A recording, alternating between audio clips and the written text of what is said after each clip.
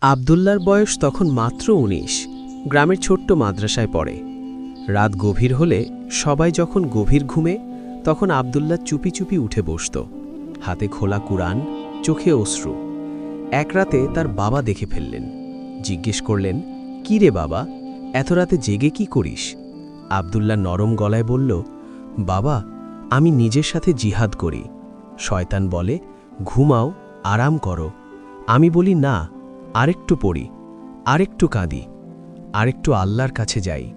বাবা আর কিছু বললেন না, শুধু চুপ করে ছেলের কপালে একটা চুমু খেলেন। পরদিন সকালে গ্রামের লোকজন দেখল আবদুল্লার চোখ দুটো লাল, কিন্তু মুখে একটা অদ্ভুত নূর। যেই নূর আসে রাতের জিহাদ থেকে। এই জিহাদই তো আসল জিহাদ, নিজের নফসের বিরুদ্ধে। তোমার রাতের জিহাদ কেমন চলছে? আল্লাহ আমাদের সবাইকে এমন তৌফিক দান করুন। আমিন।